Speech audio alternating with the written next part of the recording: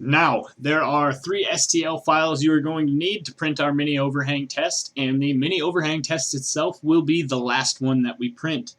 There is a mod that you're going to need to print for your Ender 3. This will be the first mod that I've had you print, and it is fairly straightforward and fairly simple. I will go over installation instructions in a few moments in the video, but for now, go ahead and grab the STLs from all 3 links that I put up. The first one will be the mini overhang test.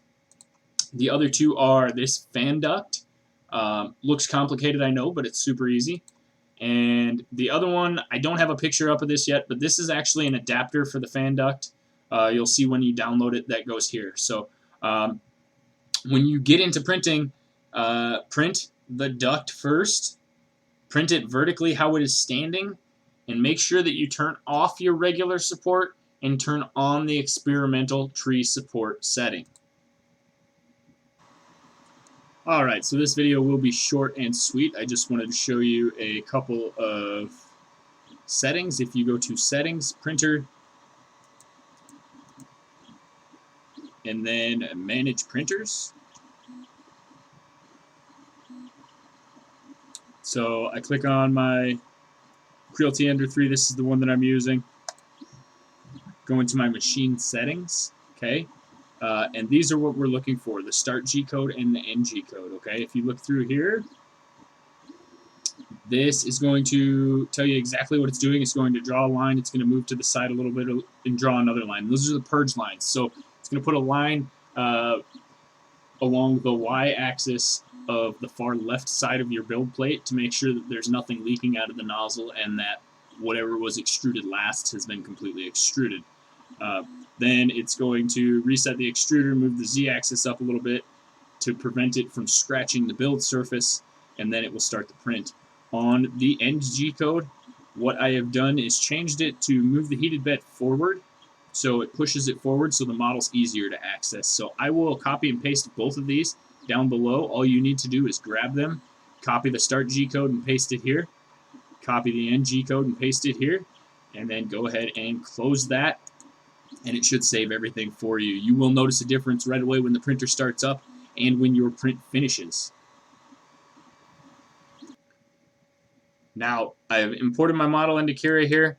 You're going to want to go ahead and go down to the bottom in Experimental and check the tree support, okay?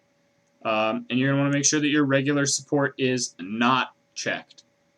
Last thing you need to do is go up here and change your 0.16 to a 0.2. Okay, go ahead, slice it and print it. For the next model, which is my model on Thingiverse, that is this guy here, you're going to want to take it, and I do not have this one properly oriented. I'm sorry about that.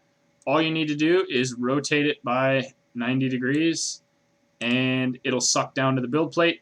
This one, you can print with no support. You won't have any problems with these angles. Everything seems to come out just fine. So print that, and I suppose, well, you'll see in the video how it attaches. So after you're done with that, the last file is that mini overhang test, and we're not going to worry about that till after we get the duct on. So there you have it. Those are the 3 files you're going to need going forward. Go ahead and download them.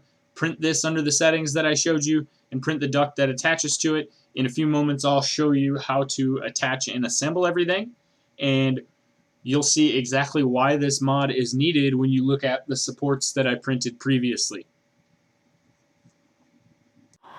Alright, so you'll notice that just prior to this I had mentioned doing the mini overhang test. This is a small overhang test. This isn't the mini. This isn't the one that I'm going to have you run, okay? I ran this one to dial in a few more things before I finished setting up the profile. So if you take a look, you can see it says hole test there, but there is some over extrusion going on all over this beast on the flat surfaces, and you can see that the overhangs quite actually suck. I mean, we're getting up to, let's tilt it so we can see the numbers. You're not going to be able to see it with the light on. 1 second. Okay, so we get up to about here, which is only a 40-degree angle. That's not very good. before our overhangs start to suck. In the steeper grade, the warpage starts a little bit lower, you can see, and this is at the 30-degree angle. So we should be able to do up to 50, almost 60 degrees without getting these artifacts here. So I'm going to show you how to take care of that, and it is going to involve putting your first mod on the printer. Now, I did do one more to clean up the over extrusion issues that we were having, and as you can see, the text on this one came out quite a bit better. You can read it all.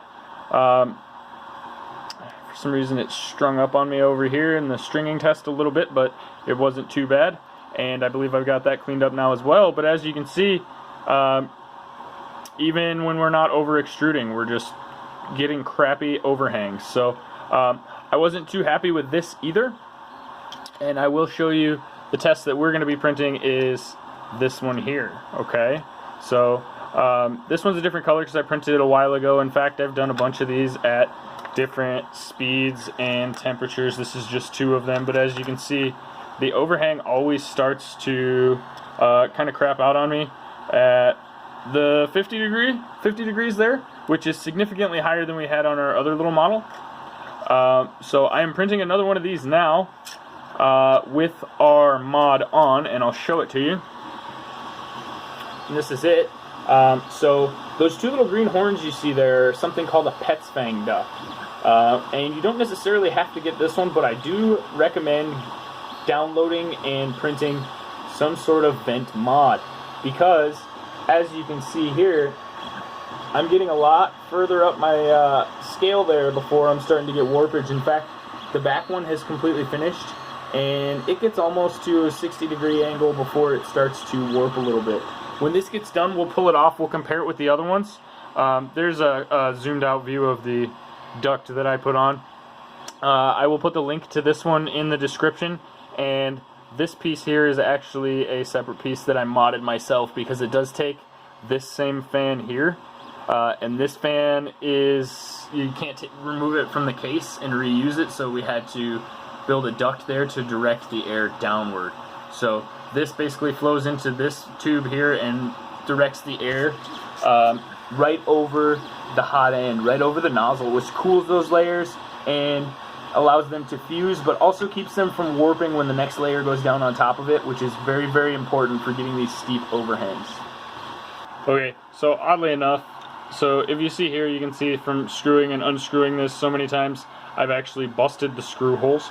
This is the fan vent that comes on the secondary fan. So this fan here, this is mounted to the bottom, 2 screws through the bottom and 2 screws through the top, and it's actually on the side of the block, so it will direct the air like that. But mine was breaking off, so I needed to replace it anyway, and it doesn't flow the most evenly.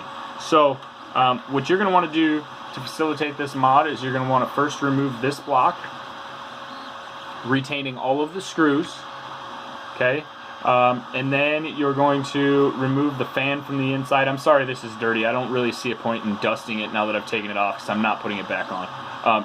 But you're going to want to remove the fan from these 4 screws here, and that's this fan. So you'll take that, set it aside, don't disconnect any wires or anything, just fold it over the back and you'll be fine. And then the fan up top here comes off of this side, and you can see the 4 screw holes. Now when you remove the bottom 2 screws, this piece is likely just going to fall off. That's fine, you can keep it if you want. I'm actually going to take this and model another one in Fusion 360, because I'm not going to keep this. I printed this in PLA, so I'm not going to keep the Pet's Fang on there if I'm doing any ABS or PETG, and I want to print another of these ducts in something stronger. So basically I'm going to have to print a stock fan replacement, or a stock vent replacement, and then take the Pet's Fang off, print a new Pet's Fang in a better material. Now if you're sticking to PLA, you won't have any problems running this in PLA. There's pretty much constantly cool air flowing over the hot end, keeping the parts of this that are in contact with it cool.